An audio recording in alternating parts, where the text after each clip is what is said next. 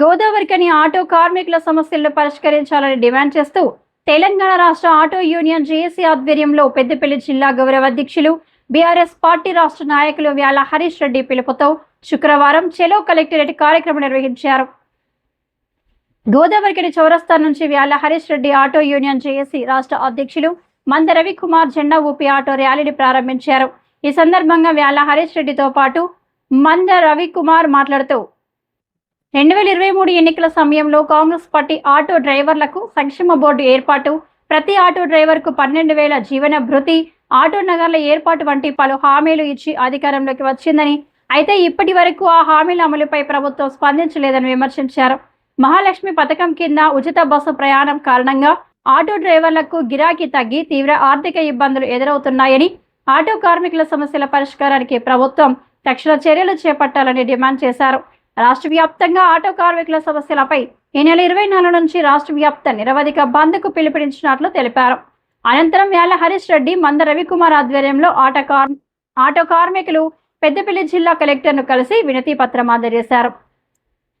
Auto డ్రైవర్ల కుటుంబాలకు నష్టపరిహారం, నెలవారీ 12,000 జీవన భృతి, 1000 కోట్లతో ప్రత్యేక ఆటో కార్పొరేషన్ ఏర్పాటు, ఇన్సూరెన్స్ ప్రీమియం తగ్గింపు, ఆటో డ్రైవర్లకు ప్రత్యేక బీమా, అక్రమంగా నడుస్తున్న 2 వీలర్ ట్యాక్సీలపై నిషేధం, రైల్వే స్టేషన్లు, బస్టాండ్ల వద్ద అధికారిక ఆటో పార్కింగ్ స్థలాల ఏర్పాటు, 50 ఏళ్లు పైబడిన ఆటో డ్రైవర్లకు 10,000 గౌరవ పెన్షన్, ప్రైవేటు ఫైనాన్స్ ఆగడల నియంత్రణ, గ్రేటర్ హైదరాబాద్లో ఆటో మీటర్ రేట్ల పెంపు, ఆటోలకు స్టేట్ పర్మిట్, ఇల్లు లేని ఆటో డ్రైవర్లకు ఇళ్ల స్థలాలు, ఇళ్ల నిర్మాణం, ఆటో కార్మిక రంగాన్ని ప్రత్యేక పరిశ్రమగా గుర్తించడం తదితర డిమాండ్లను ప్రభుత్వం పరిష్కరించాలని కోరారు.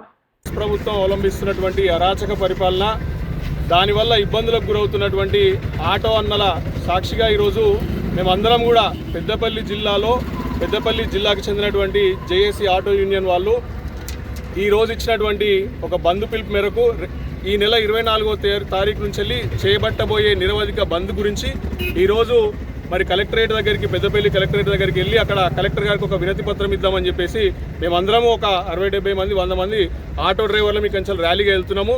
ఈరోజు వాస్తవంగా రేవంత్ రెడ్డి గారు ఏదైనా వర్గానికి తీవ్రమైనటువంటి అన్యాయం చేసిండా అంటే అది కేవలం ఆటో వర్గానికే. ఆటో డ్రైవర్ల కుటుంబాల పొట్ట మీద కొట్టిండు రేవంత్ రెడ్డి.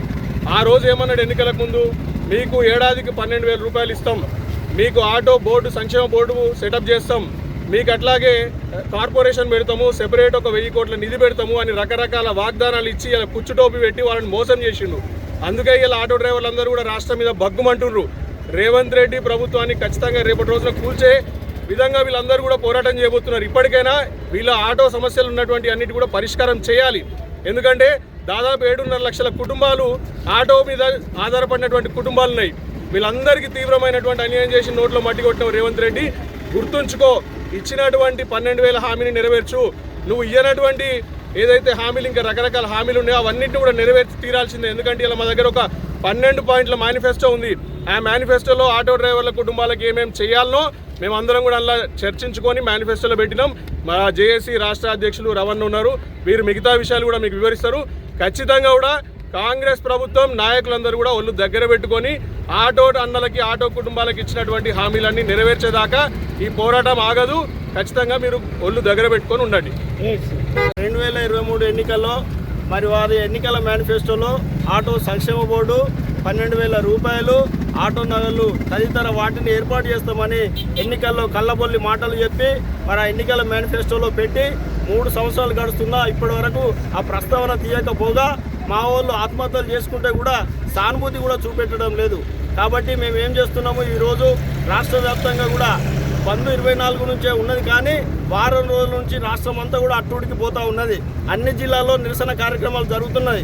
దాంట్లో భాగంగానే ఇవాళ పెద్దపల్లి జిల్లా కేంద్రంలో భారీ ర్యాలీ తలపెట్టినాం. కాబట్టి మరి ఏదైతే కార్యక్రమం ఉందో 24 నుంచి నిరవధిక సమ్మె జరుగుతుంది. ఆ నిరవధిక సమ్మెలో భాగంగా 24 నాడు కార్యాచరణ అయింది. 24 నాడు ఆటోలు బంద్ పెట్టి మొత్తం హైవే రోడ్లని దిగ్బంధం చేయబోతున్నాం. మనం ఆటోలు నడపకుండా వట్టిగా ఉండొద్దు, హైవే రోడ్లు 24 తారీఖు నాడు హైవే రోడ్లు మొత్తం దిగ్బంధం చేయాలి. 25 తారీఖు నాడు సచివాలయాన్ని ముట్టడించబోతున్నాము. ఇది స్టేట్ కమిటీగా మేము తీసుకున్న నిర్ణయం కాబట్టి దాన్ని ఈరోజు ఇక్కడ ప్రకటిస్తున్నాం.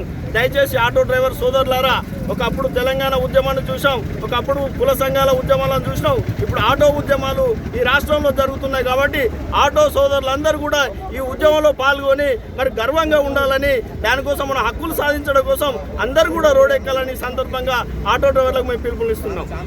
కార్యక్రమంలో బీఆర్ఎస్ పార్టీ సీనియర్ నాయకులు జాగిద్ పాషా, పోలాడి శ్రీనివాసరావు, ఊరుగు వంశీకృష్ణ, ఆటో జేఏసీ నాయకులు బురహాన్, జబ్బర్, కడాల శ్రీధర్, అన్నోభాయ్, చొప్పరి శ్రీనివాస్, రంగు దుర్గప్రసాద్, కేవి చందు, అనిల్ రావు, సార్ల ఉదయ్ తదితరులు ఆటో యూనియన్ నాయకులు తదితరులు పాల్గొన్నారు.